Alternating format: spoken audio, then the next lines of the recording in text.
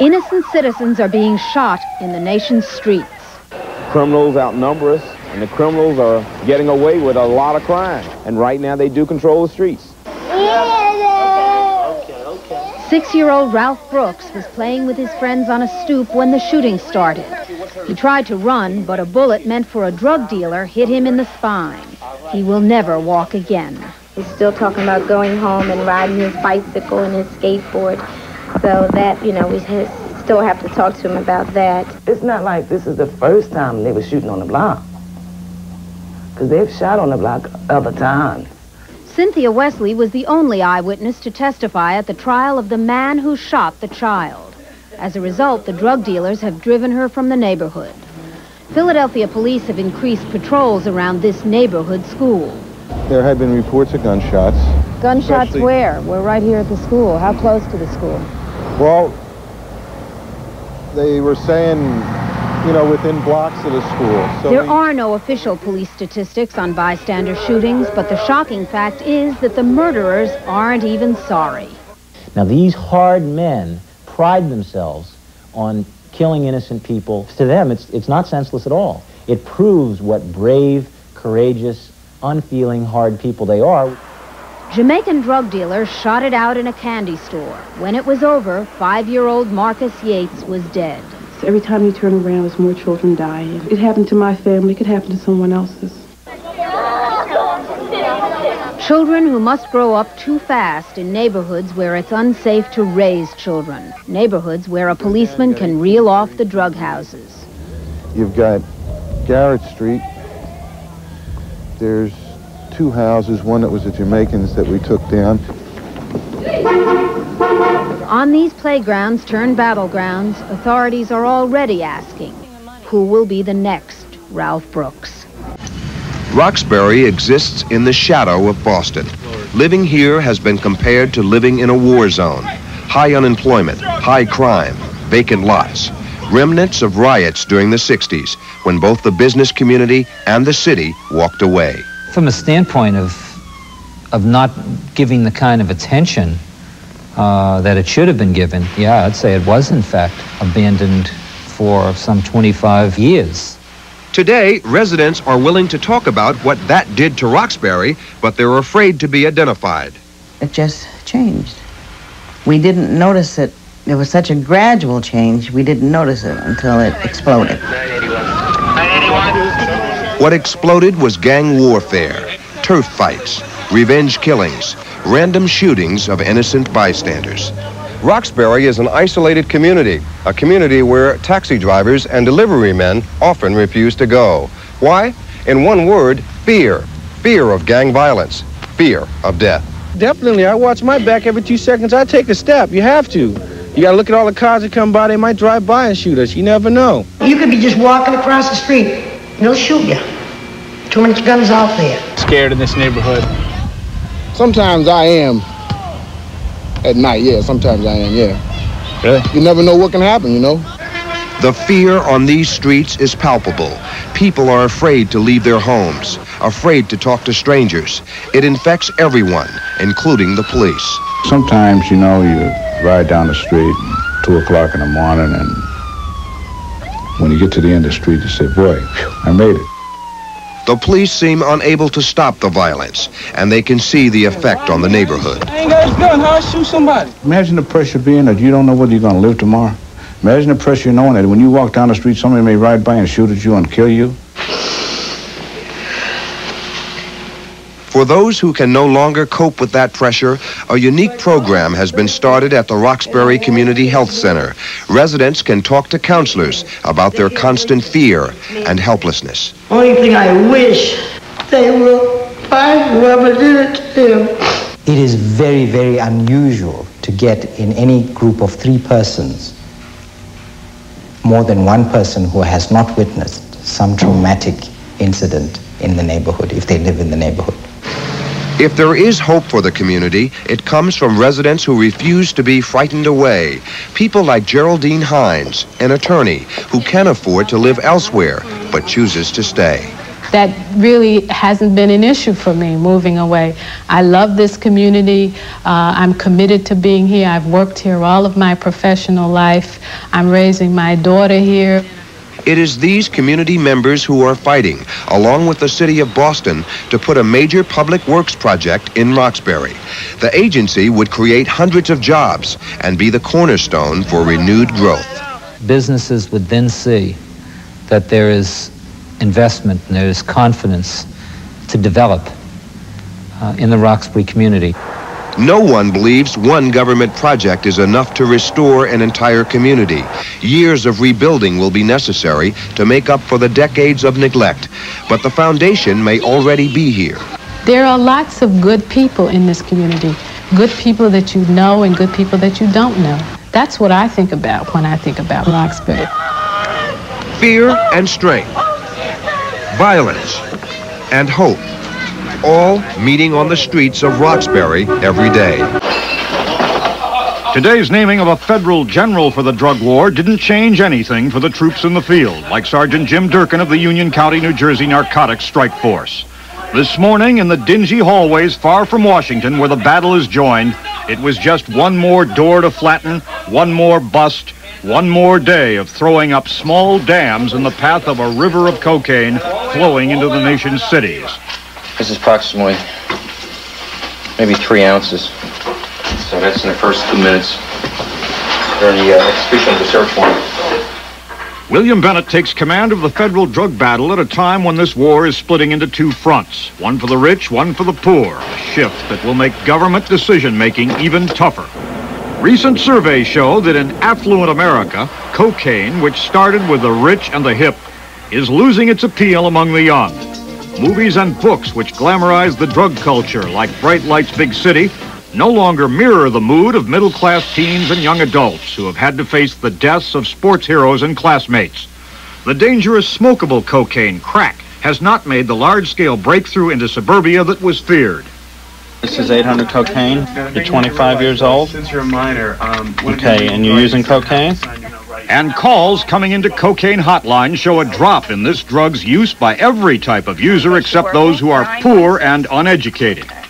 The typical user today is a person who is poor, younger, unemployed, and in many cases has not finished high school. Some analysts believe dealers are cutting the price of cocaine to attract poor customers as the drug loses popularity in the suburbs. Cocaine in its most addictive form, the drug crack, is now pervasive in the nation's inner cities. And experts say that Just Say No type drug education efforts have failed miserably here.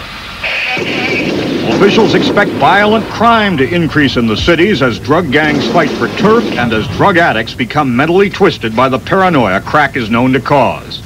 If you think you are one mean guy and at the same time you think everybody's picking on you, you have a very dangerous, violent person. One big political challenge for Bennett and other policymakers, convincing those who live in the well-tended neighborhoods of suburbia to keep paying for expensive programs to save the young in the inner cities. An 18-year-old shot in the head while making a phone call about a mile from the Capitol is the 302nd murder victim in Washington this year. 2 other young men were also killed just hours before. The murders were most likely drug-related. 4 months after drug czar William Bennett singled out Washington, D.C. as a high-intensity drug area and called for additional federal resources, the nation's capital is well on the way to a second straight year as America's murder capital. The drug enterprise is growing so quickly and competition's becoming so intense because drug dealers are convinced that the criminal justice system is rather irrelevant. Police have said the carnage is being caused by crack cocaine dealers fighting over turf and huge profits, a deadly process that began almost 2 years ago, but still hasn't settled down. I think that we can look forward to several more years of this, 3 or 4 more years, and I think that's really tragic and unfortunate. Washington police refused to be interviewed about the murder rate today. A spokesperson would only say, "We want officers out on the streets fighting crime, not counting victims." Police chiefs across the nation argue the problem can't be solved in their communities unless drugs are stopped at their source, in the fields of countries like Colombia. We need something for the broader picture, and that picture is the international narcotic trafficking. Colombia supplies most of the cocaine coming into the United States. Yesterday, their justice minister acknowledged the drug cartels in her country are contributing to the daily bloodshed on the streets of American cities. So this is a war. We must fight everyone. We are doing our part. We hope you can do yours. Just blocks away from where the president will deliver his drug message next week, many residents here in the nation's capital believe the violence is beyond the control of any authority.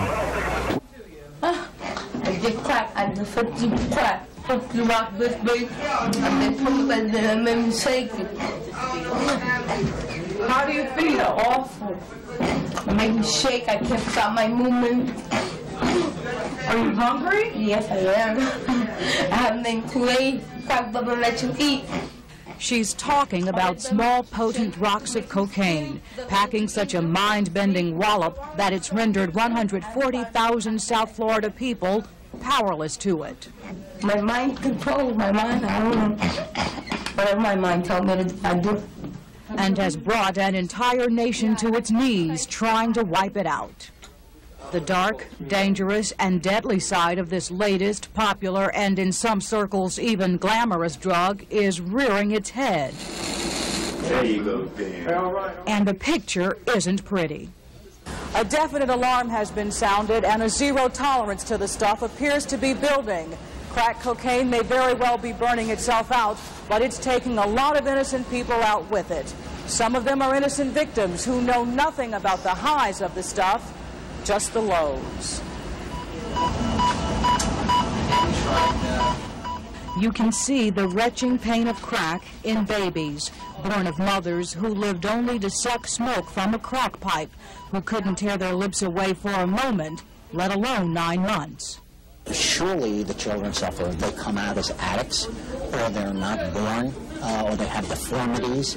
They have every single type of problem imaginable. Emergency rooms see the pain every single day when overdose victims are wheeled in, hearts racing, limbs aching, brain numb. If ever there was a thrill with crack, it's gone. It doesn't matter if you started out on the bottom or if you started out on the top, it'll take you to the same place. Always wanting to get more, always wanting another hit. And it's miserable. And it appears more and more addicts are beginning to feel the same way. I think crack, the summer of '86, the higher purities of cocaine have all begun the unselling of cocaine as a popular drug. Fortunately, the success of crack will sow its destruction as a drug of choice, because with the success of available cocaine, you now see people dying, and that's driving people away in hordes who might otherwise have been willing to try cocaine.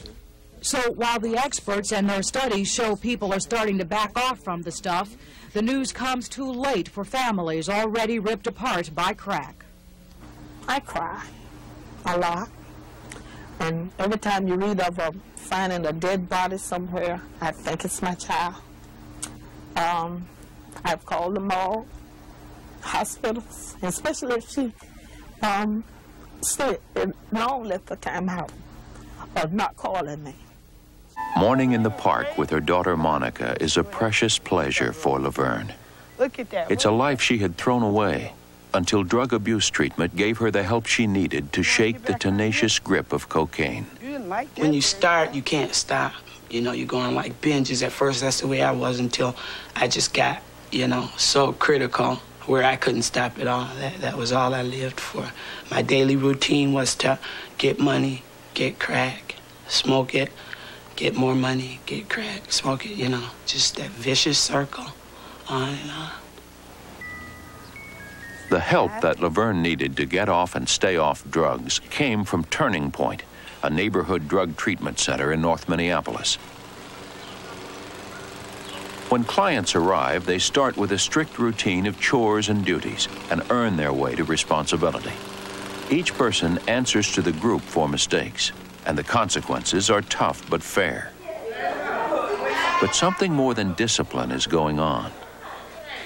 This is home for a client. This is for some clients the first time or in a long time, this is the closest to family life that they've had because it's been cutthroat out there. And what I mean by cutthroat is that it's dog eat dog. You know, I'm going to get mine no matter what price the next person pays. Now we're starting to say, hey, you don't have to be that way. You can like yourself. You know, the whole thing about doing unto others as you'd have to yourself is just the fact that how can I respect you if I don't respect myself? Or how can I respect myself if I don't respect you? And that's those kinds of values that we start to instill in our clients here. Once learned, these values have to be put into action. You don't have to be bragging.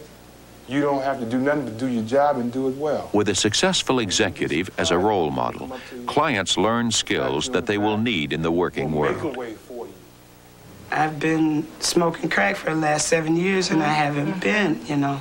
Haven't been able to be a mom. Right. The most difficult work comes when people have to take a hard, realistic look at their own lives. I still cry because I've lost my family, I've lost, you know, my husband, my home, but I'm pulling everything back together, you know. And, you know, through the treatment here at Turning Point, as long as I keep making my meetings and aftercare, it keeps me strong, you know, and I'm able to just put up with everyday activities and things that usually have you, oh, I need a drink, oh, I need a hit, you know, a crack.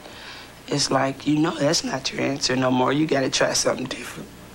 Getting off drugs just is not enough. You need to be able to therapeutically work through what got you to drugs in the first place. If you walk in here with a gut full of garbage, feeling bad about yourself, knowing that you're using chemicals to give you something that you can't get from yourself, or you're using chemicals to cover up a feeling that you have about yourself, or whatever the issue may be, if you come into treatment and all you do is not use for 6 months, basically what you're going to do is take that same garbage back out of here with you, and you're going to go back to what you know you can do to help you feel better. Okay? So treatment is more than not using. The value to the community of centers like Turning Point is appreciated by their next-door neighbor. I'm aware that many people think that having treatment facilities are bad, but I think they lack the knowledge that drug problems are illnesses. And just as I might have a disease and need to go to the hospital and that shouldn't be in another community, why should we not have facilities like this in our own community too? When you walked up here, you did not see a sign that said Turning Point Incorporated, founded in 1976. You know why? Because we are part of the community. We don't need a sign. We need the same thing they have, an address. But you know what? When people pass by here, they say, oh, that's Turning Point. You know, if people walk by, oh, what's this big old thing? Oh, that's Turning Point. What they do? I don't know, man, but if you got a drug problem, they can help you. That is what you want a community-based program to end up being. And you can do that. When I'm coming to school, every time I go to school, there's a street down there. I'll be coming past it. People be selling drugs.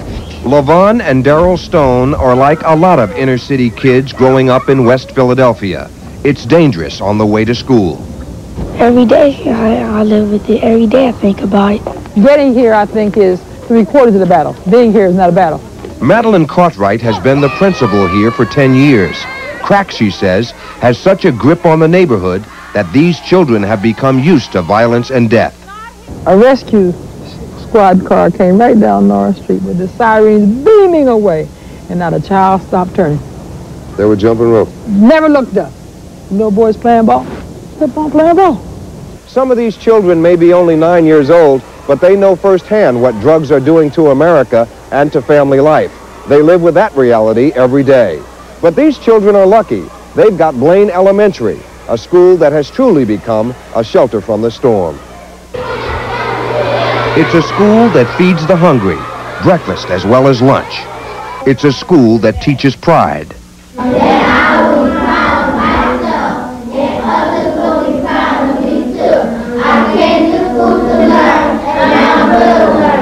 It's a school that shows compassion. I'm not going to give everybody a hug. I'm going to give you a pat, okay? And it's a school that teaches discipline. You know, you are always doing something wrong. Don't walk up on top of me like that. Go in the office and sit down. You will be back in it. Go in the office and sit. I don't tolerate any foolishness, none. We came to school to learn, that's what we're going to do. Discipline is important here. There isn't much at home. In some cases, crack has a lot to do with that. If you know anybody, you know them, you personally, anybody who uses drugs, raise your hand. Our youngsters know that a pipe can ruin their whole life. They know that a pipe has stopped them from eating. They know that pipe has stopped them from being warm. One youngster came in, said to me, Mrs. Cartwright, Mommy sold my coat. Can you get me a coat? That youngster knows what crack has done. See if you can find your winter coat. If it needs a zipper, bring it in. If it needs to be washed, bring it in. Blaine Elementary keeps a fresh stock of coats and clothes. The school also has a washing machine and dryer, all for the children. We wash every day, at least once a day. Sometimes we wash 2 or 3 times a day. Mrs. Cartwright, the principal, is also a substitute mother, helping children deal with the neglect at home. I just want to help him take his medicine. Is that all right? I said to the youngster, I don't know what has caused this to happen. I'm sorry it's happening, but let you and I make the best of the situation and go on. You see, don't put down his mother. She says she wants the children to feel so good about school that they want to come. And her approach is apparently working. Attendance is up. The classroom had perfect attendance Friday with rooms 301, 311, 316, 204. Yeah! Families shattered by crack. Teachers as parents. Can they save the children? Sure you can. Sure you can. You gotta say that. You gotta say it. Because I believe it. I believe you can. I came to school to learn, and I will learn. I will have a good day. 16-year-old Taquan Parker of Harlem and 19-year-old Kevin Rivers of the Bronx were arrested in the shooting of an unidentified undercover cop. The shooting took place in this building while the officer was negotiating a drug sale from a major crack ring operating in Harlem and downtown Manhattan. Police say the cop's cover was blown and the suspects had planned to assassinate him. They might have remembered him, or someone might have seen him that knew that he was a police officer and tipped off the people that were involved in this transaction that he was in fact the police officer. Police say the undercover cop was shot in the back here on the 4th floor. He managed to struggle down these steps, getting to the outside, whereupon someone called 911 for help. Some residents say the building is occupied with drug dealers. I know there's crack dealers in this building because in the beginning when I first moved here, I saw them a lot. You know, I saw a lot of crack dealers and I just avoid them. The wounded officer is recovering from the gunshot, which fortunately missed his vital organs. He is expected to survive. Because he was working undercover, he was not wearing a bulletproof vest, nor was he armed. Mayor Koch commended the officer. The courage of these cops and the courage of the undercovers in particular is superhuman. The 2 teenagers are charged with attempted murder, criminal possession of a weapon, and felony sale of a controlled substance. If proven guilty, they face 15 years to life. Joseph Parker is the older brother of Taquan. The news of his brother's arrest is disturbing. I never thought anything like this would happen to my family. Scenes from the ghetto. Images of drug abuse that have become all too familiar. What happens to the dealers, the users, the victims of drugs in the inner cities? Some wind up dead, many wind up in prison. A lucky few find their way into treatment. Can you say to this group that I never intend to use drugs again for the rest of my life? Can you say that? Yes, I can. Let me hear you say that. I never intend to use drugs again. Welcome to RAP, a free residential drug treatment center for inner-city kids located in suburban Maryland. Some 80 men and women, youngsters most of them, drug addicts all of them, call this home for 18 months. You can take all this time that you want and play games with people and keep your attitudes up and not learn anything, and you can go out of here the same way you came in here 18 months later. This is not an easy program. We don't make it easy. Ron Clark founded RAP 20 years ago. A former jazz musician, former heroin addict, Clark is a man with a mission in life: to rid young people of the disease of drug addiction.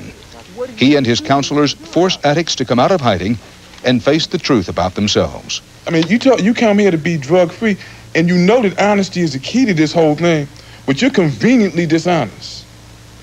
whenever it fits you, whenever it suits your needs, you're dishonest. You always choose the negative part of the environment. You always get caught up in the little sneaky little things, the little sly little things. You don't have no principles. Yes, I do. What more than anything else do you try to get them to understand? What they're doing to themselves. What it is talking about educating people to understand that they can live their lives in a different way. A parade on Georgia Avenue in the District of Columbia attracts young people and presents rap with an opportunity to drive home its message. This is how cocaine damaged the body. LaShawn Knight knows all about cocaine. All my life I've been a drug addict ever since I was 9 years old. I'm 24 now, so I've been a drug addict for 15 years. I got 2 kids, a 7-year-old and a year-old boy. At a rap session, LaShawn tells other residents and counselors that she gave birth to her youngest child in jail. I love my kids, but I feel I'm not good enough to take care of them because I have abused my oldest one physically just as well as mentally.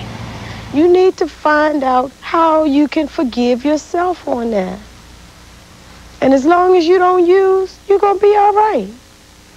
And the babies are going to be all right. The only problem with this place, people here say, is that there aren't enough of them.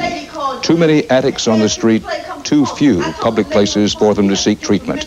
At RAP, they believe in less prison time and more treatment time.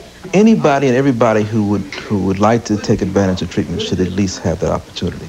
I took things I stole. I sold my furniture, clothes, whatever I could get my hands on. And worst thing was me sleeping around with, anybody to get high. Before coming to RAP, Annette Brown ran a crack house. And I eventually got arrested, trying to make a buy. And when I went to jail, I was really scared then, and I realized I really needed some help. Annette came to RAP burdened by the feeling that she let her family down, especially her mother. I think a lot of my frustrations is with me, You're grown. You're grown. And if you don't see it, then it's almost like it's not happening. You're doing well. Basically, these young people here are fine people when they're not high, when they're not around drugs. It's open house at RAP. Parents and relatives come to visit. Hi, darling. Glad to see you. I'm glad to see you, too. Annette greets her mother, whom she hasn't seen for a while. It took family love and everything, but she's doing fine. And she had to realize that we really love her.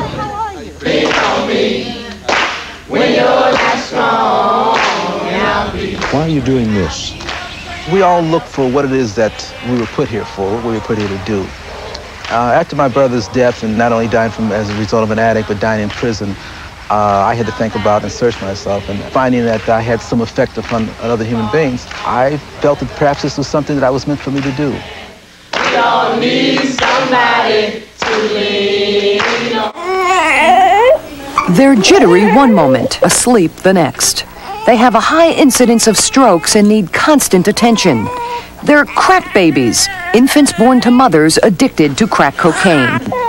Nationwide, more than 10,000 drug-exposed children are born each year, with about 40% of them testing positive for cocaine. Many of the youngsters tend to not be able to focus.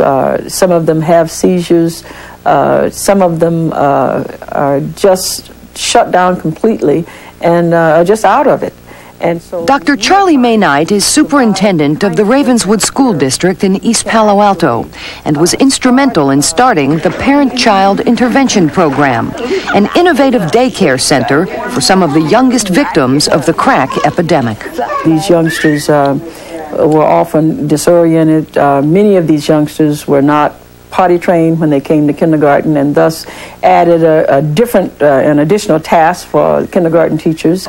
The Ravenswood program started when teachers noticed severe behavioral problems among children born to mothers on crack. To get the children before they reach school age, Ravenswood specializes in one-on-one caregiving for crack babies who are typically underweight and hyperactive. While hospitals are concerned primarily with detoxing drug babies, Ravenswood combines emotional nurturing with physical therapy for infants whose bodies are rigid and minds disoriented from their mother's crack addiction. And then stretch. They never are able to understand the difference between day and night. And so what we try to do, we take that child, and when the child comes in at 7 o'clock in the morning, we give the child a bath, and we probably feed the child. And then we let the child sleep for about an hour and a half. And we will wake that child and provide some stimulation exercises so the child will know that during the day they're supposed to be awake and they're supposed to play and enjoy. The Ravenswood program was started in November of 1989 and today cares for 30 infants, ranging in age from 2 weeks to 3 years. When newborns test positive for drugs, mothers are reported to San Mateo County's Child Protective Services. Parents must choose between giving up their child to the courts, which may order foster care, or taking them to Ravenswood. If they choose Ravenswood and enter drug counseling, they get to keep their child. It's too early to say how well the Ravenswood program will succeed, but experts feel that with early intervention, these children don't have to grow up with the drug and alcohol problems they're born with. We expect to have these babies in the program until kindergarten if the parents are still in the area. So we're talking about from 2 weeks to 5 years. We think that we'll be able to sort of structure the lives of these children in such a way that what happened in terms of the impact of drugs would have less effect on the intellect as it would if these youngsters were left alone and nothing happened. More than a dozen strike force and SWAT officers hit 4 public housing projects here on the city's east side, areas where crack sales go on 24 hours a day. The one in the blue is running gravel. Some people try to run away. They don't get far. Others throw away the evidence. Sometimes they're caught doing it. We got it. A crack pipe to go with the pistol found in the suspect's car. One of 2 guns police seized this afternoon. 6 people were taken into custody on drug charges. Police say other charges could be filed. This kind of operation draws a lot of attention. People like Thelma Thompson likes what she sees. But when I see y'all busting them, I like it. I love it. There are several reasons for this kind of an operation. Strike Force officers are looking for narcotics, weapons, but they're also here to send a message that at any time they could move into your neighborhood. This is the first time the Strike Force has used the new police dogs. Sergeant Roger Deneral thinks they will make a big difference. I think the drug losers are losing here. You can see the dogs are going through the vehicles, finding additional drugs which we might have normally missed. It's an advantage for us. We finally have the up. Just as quickly as police hit a location, the Strike Force moves out to another neighborhood. The second parking lot is the big one. Have SWAT just pull right into that parking lot. Police promise more of this type of operation as they step up their war on the crack dealers. No one is sure it'll work, but maybe, just maybe, this will help. Get them all. Get them all, and I mean it. Because for the simple fact, kids getting a hold to it, little kids, and it's killing us. My man, you just bought cocaine from an undercover police officer. That's why police all across the state of Florida have been preparing the busts for over 4 months. An unprecedented statewide offensive against crack called Operation Rockpile. Yeah! Get up! Get on the ground! Put him down! The targets, cracks, pushers, and users.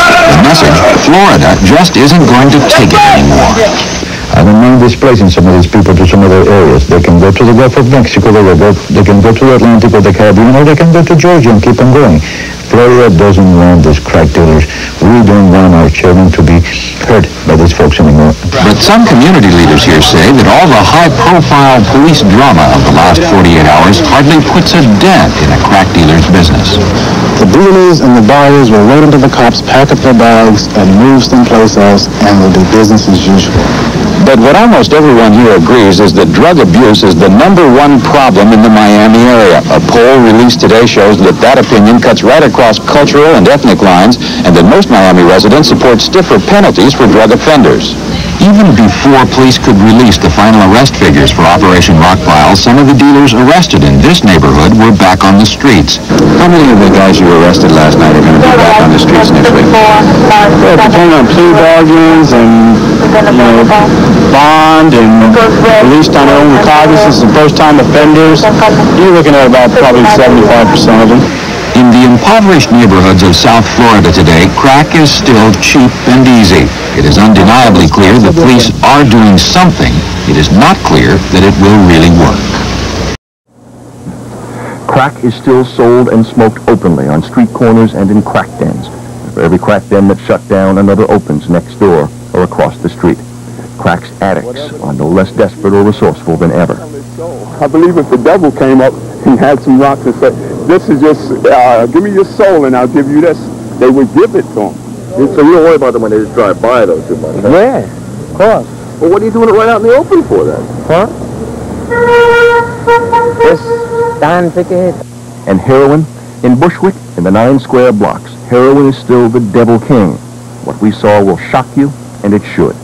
Addicts by the dozen, buying drugs, cooking drugs, shooting up in broad daylight as the police cruisers drift by. Sharing needles, fishing for an old spike from a whole tray of them. And then the women among this group going out to prostitute themselves. Day and night, the commerce in death is numbing. Day and night, the shooting galleries and stash houses we located conducted business almost without interruption, even as a police cruiser stops a motorist for a traffic violation a few feet away. The children are in the middle of all of this. The streets where the hooker addicts ply their deadly trade. The children go to the drug dens with their own drug-addicted parents. The drug users and drug fighters agree on one point. This is real life, okay? This is not the movies. This is not a book. This is not TV. It's just a phase that every neighborhood goes through. Yeah, but why should it have to be like that? You got a little girl over here. Nobody said it should have to be like that, but we living in the real world, and this is what's real. We told the head of the tactical narcotics team in Brooklyn what we'd seen and videotaped. He was neither shocked nor optimistic. And we'll still be able to stick our cameras out almost in the window and see what we've been seeing? Unfortunately, yes. It was absolutely frustrating, but I am not going to concede to those mutts that they are winning. The cuffs, the cops, the guns, the plan an all too familiar one. It's another night, another crack raid. But this is not New York, Los Angeles, or Detroit. This is Oklahoma City.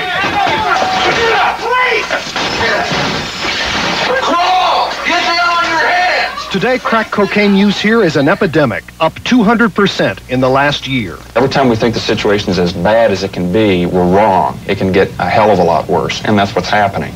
I don't think we have a lot of time.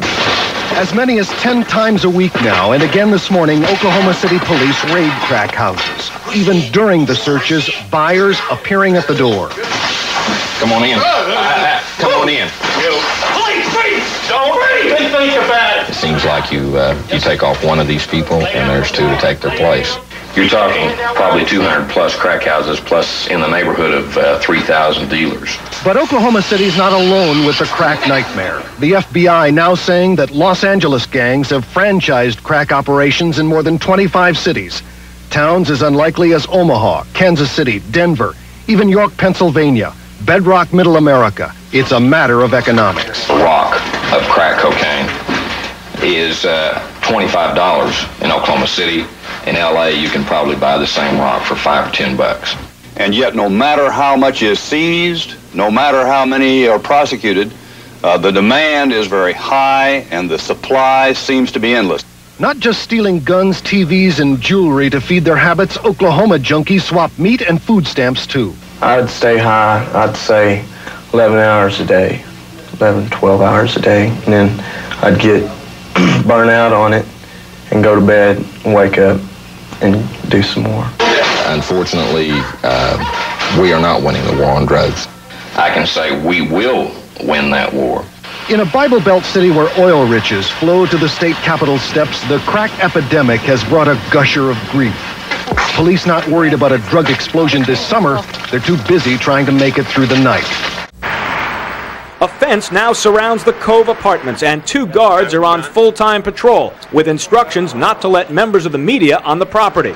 Last week, Texas News 5 reported on substandard housing and unsafe conditions at the Cove, where 4-year-old Keonsha Evans was shot during a drug argument Monday. Resident Juan Mendez says moving isn't easy, but this is one place he's happy to leave. Sí, me da gusto. Living here was a disaster, he says.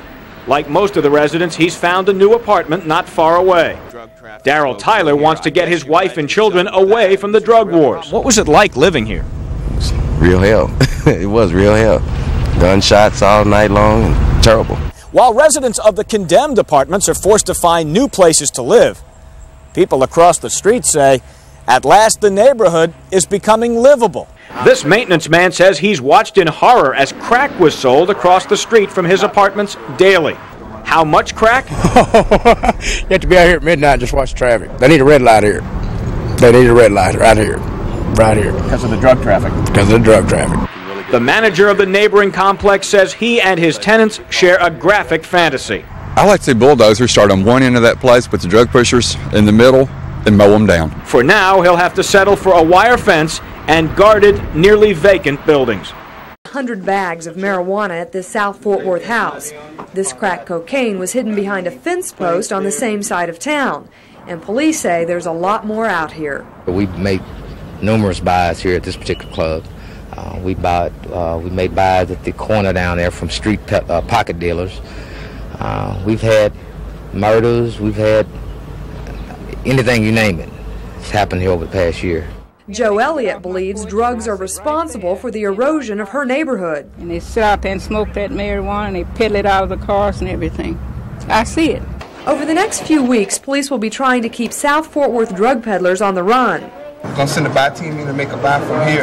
Undercover officers will be making drug buys and then arrests, hopefully in record numbers. But neither the police nor the residents have any grandiose ideas about the long-lasting impact of an operation like this. If they don't do it here, they're going to do it someplace else. Is there anything more they could do? No, I imagine you'd have to have somebody out here 24 hours a day. But police will be leaving their mark at each of the places they bust, just to let neighbors know at least they're trying. Got busted and out of business. The start of another day in the drug wars. District of Columbia police sweep through a housing complex in a neighborhood so notorious for drugs, they call it Wild West City. But today, the police brought reinforcements, the National Guard. When I seen them, I was surprised. I was glad, you know. Because of the danger of retribution, the National Guard has asked that no faces be shown. But on any given day, about 1,000 National Guardsmen across the country are doing everything from hauling away abandoned cars used for stashing drugs to conducting search and destroy missions against marijuana fields. Annual cost, $70 million. This day, the Guardsmen have marched unarmed into southeast Washington, not as soldiers, but as laborers.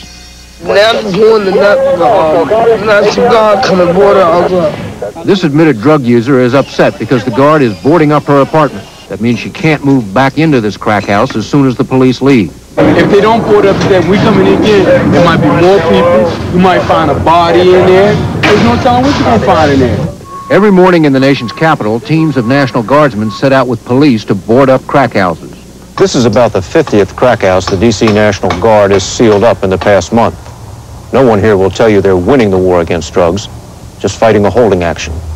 Do you think this is going to do any good, boarding up this window? Well, it'll hold them off for a little while. About 10,000 containers come through the Port of Miami each month. Customs had enough agents to search only about 4% of them. But now the Guard helps with the grimy, time-consuming job of inspecting a container of scrap aluminum or crawling into the nooks and crannies where drugs might be hidden. With the Guard here, we're looking at as much as 40% of the cargo coming in from the risk countries. There haven't been any drug seizures at the Port of Miami since the Guard started working here 7 months ago, which either means the smugglers have been forced to take other routes or they've gotten better at hiding their drugs. Policemen down here running all over the place. Back in the District of Columbia, a Guard chopper serves as an aerial command post for a drug bust by the D.C. police. Oh, okay. I see a police car. I got the bus. Okay, everything down here is more or less under control. Under control, but only for the moment. Will the Guard make a difference? No one knows. But like almost everything else in the war on drugs, it seems worth trying. Yeah, this is it, y'all. This is what we out here for. It's known as a crack house. It's an abandoned building. Nobody lives here. Nothing happens here except the consumption and the sale of narcotics. This also develops a major problem for us because of the many places where they can hide their narcotics and commit other crimes. Here they can stash whatever merchandise they steal from the businesses in the area, from the vehicles. Several instances we've come here and we found car radios, home stereos, stolen vehicles. This is like a graveyard for stolen vehicles. They come, they strip it here.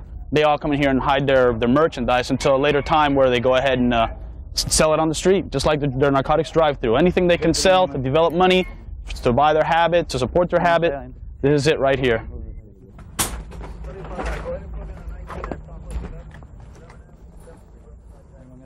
I got him smoking.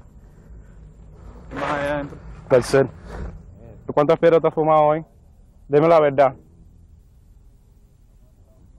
4 piedras. 4 piedras te has fumado hoy. ¿Y dónde conseguiste el dinero para las 4 piedras? Vendiendo cosas mías por ahí. Pero cosa de qué? Pues cámara. ¿Cámara? Sí, yo vengo de la costa, yo vengo del norte. ¿Cuánto tiempo hace que tú estás aquí? Hace unos 6 días. 6 días. Encontraste el lugar de comprar piedras rápido. 5457. George, are you busy? Ready to clear 34, go ahead. I got one for you. 15 and 9. Is that 15 and 9? Scare yourself. We're out to you. Smoke 4 rocks. You started since 12 o'clock smoking? And it's already almost 11 o'clock. 243. Huh? And you smoked 4? And that was number 5th? Subject went into 6330 northeast, one place. Okay, stay here. Get off. Yes, Get off. 438 or 468. That's both of you going? Well, we respond to calls. And in the meantime, when it's slow or when we're responding to call, we're always looking for a crime to happen. And just to be at the right place and at the right time. There we go.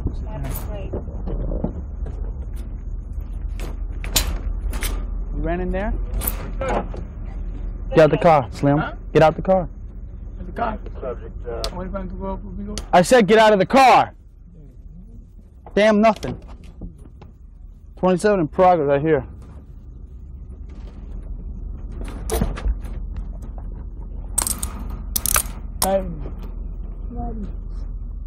Who was in there? Huh? The black guy. The black guy was in there? Yeah. So Cuando salió, I can't see what's up. you came in inside and see if he left anything over, anything else, huh? Yeah. What were you gonna take? Huh? What were you gonna take? I was just taking it. Huh? Maybe I was checking to even maybe it's, The radio? Huh? You were taking the radio? Me?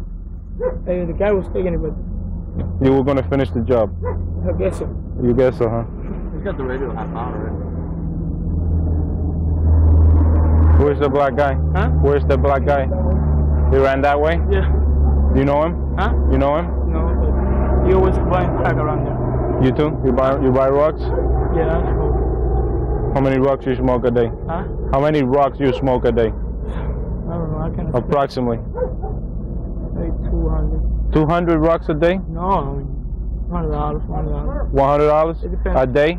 It depends on. Where you get your money from? Huh? Where you get your money? Doing this? One way or the other, they're always going to be related to the crack or any kind of drug problem. Just like this guy we just arrested now, he has a $100 a day crack habit.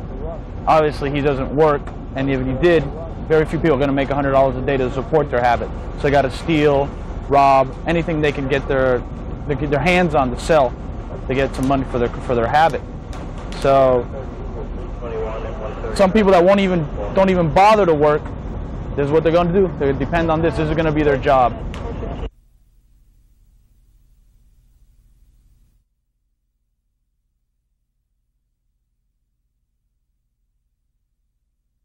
It was the kind of case that shocks even veteran cops. Stephanie Taylor, 33, and her 9-year-old daughter, Renisha, were beaten and stabbed to death April 28, 1988. It started inside the Taylor house on St. Cyril Street on the city's east side. The daughter was killed first in an upstairs bedroom. Then the mother was tied up with these ropes and raped. But somehow she broke free and made it outside. Public fear and apathy came into play next. Totally nude, pursued by her killer, Mrs. Taylor ran down this block, screaming all the way. She ran up the front steps of this porch, banged on the door, still screaming, but nobody would open the door. And nobody in this entire block came to help, even though police are convinced that everyone who lives here heard those screams. Police say her screams and banging on the door must have lasted several minutes, but then there was silence. She was stabbed more than 20 times and died in a pool of blood on the porch. It was much too late when somebody in this house picked up the phone to call 911. Hello, it's a lady dying on the porch. Hurry up, please. What is the address? What's this address? 8800 St. Cyril. What is the problem? Huh? What is the lady just knocked on my door. She's shot. She bleeds. There's blood everywhere. She's bleeding. Hurry up, please. Send the police. Wait a minute. Don't yell in my ear, okay? Homicide detectives scoured the neighborhood trying to find a witness, but no one has been willing to come forward. This happened in the early hours of the morning. You have a woman running through the street, screaming for help. Somebody should have heard something or saw something. The surviving family of the two victims still grieve, and they still can't understand why no one has helped solve this case. Somebody knows something. They just scared for their life to call in. What do you tell those people? I like to tell them, don't be afraid, because if it was you and I would have saw something, I would have called in to help your family, help my family too. Police have only one slim lead to go on. They hope the public can flesh it out. There is an unsubstantiated rumor that there was some young men at the house attempting to get her to sell drugs out of her house, and she refused to let them sell out of her house. We don't know if this is going to be in a retaliation for that or not. Police have received information that the dope punks that Mrs. Taylor evicted returned to the house the night of the killings. But they need names, they need descriptions, they need your help. If you have any information about these killings, contact the Detroit Police Homicide Section. Suspect just came over, he completed one buy and he's going to make another one or attempt to make another sell to our officers in this car. This exclusive Sheriff's Department tape shows undercover agents setting up a drug buy. And what they're trying to do is to get the suspect to ride with them in their car. That way they can tape record the entire conversation. Drug dealing and use are on the rise in Contra Costa County, just as they are in other parts of the Bay Area and the nation. Deputy Sheriff Don Walker has been a narc more than 10 years. In the mid-1970s, you could maybe buy drugs in one or two bars in the county. Now you could probably go virtually into any bar in Contra Costa County. Now there are exceptions, but primarily you can buy drugs almost anywhere. What about on the streets? On the street, it's very easy. You simply drive up to the corner of the curb and ask the dealer for whatever it is you want. Cocaine use in the county jumped 285% in 6 years. Speed and methamphetamines shot up 170%. Heroin climbed 270%. And LSD use, mainly among secondary students, is up 133%. Sheriff Richard Rainey told county supervisors he only has 5 narcotics officers to handle the drug problem. His crime lab technician showed supervisors slides demonstrating how easy it is to make drugs like rock cocaine. To make rock cocaine, all you need is a little water, your cocaine, a test tube, an ice bath, and a little baking soda. That's simple. We need to have prevention programs, we need to have treatment programs, and we need to have enforcement programs. We have to have the entire spectrum, and it's expensive. Contra Costa officials admit there is no new money to help in the war against drugs, but they say their war effort will be a top priority in next year's budget. And on February 4th, they plan a summit on drugs with state and federal officials to try and increase the awareness of the problem. She said she loved me. She said she'd never lie to me. She said she'd treat me great.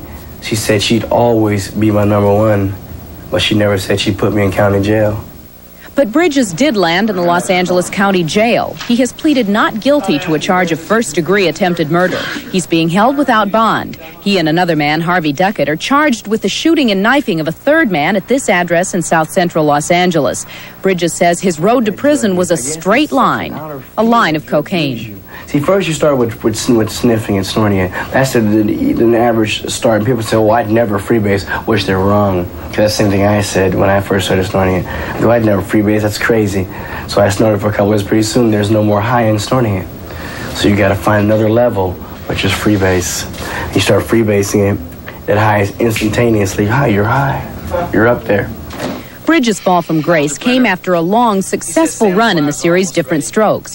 He admits his problem was cocaine, but he says Hollywood itself was a big part of the cause. 95%, almost 98%, I fault Hollywood, because Hollywood tends to, they rise you up to be this person, and then they just, pow, it's gone. They don't want to use you, they don't want to talk to you, they don't know you. Ironically, in the middle of all this trouble, Bridges has a new movie out, a low-budget horror film called Twice Dead. And in the odd logic of the movie business, Bridges thinks his incarceration is actually helping. And producers don't realize all this trouble that I'm in is just going to make me more popular with the people. I don't think they really realize that. I think if I do a movie, it's going to make people want to go see it. All they have to do is link the movie towards something like this. But for now, he has to deal with the charges he's facing and the life behind bars. At one time, I even thought about suicide being inside of here. I didn't think I could handle it. So I got into God, I got into praying a lot. And God brought me out of it, basically. But as far as, as being on drugs, I'm not on drugs anymore. I'm a fighter now. I'm fighting more and more every day not to go back to my drug addiction.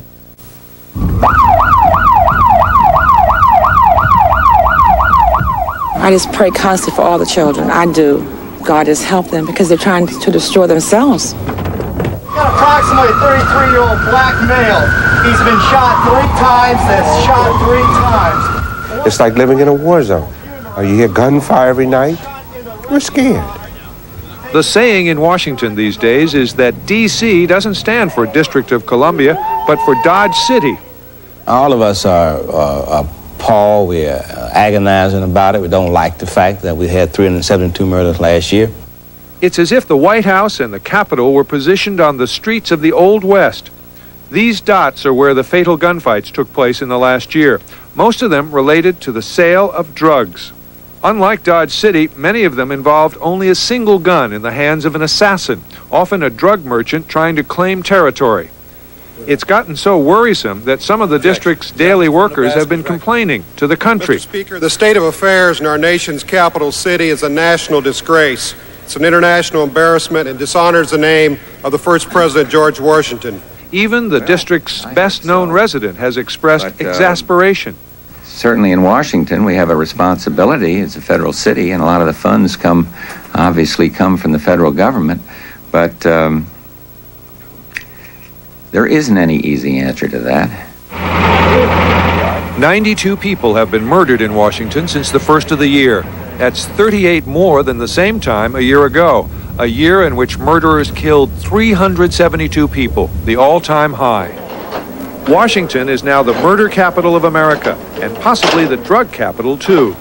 The district has about 625,000 residents. Every year, it arrests about 21 drug suspects for every 1,000 residents. In New York, the number is only 12 per 1,000. In Los Angeles, it is 10 per 1,000.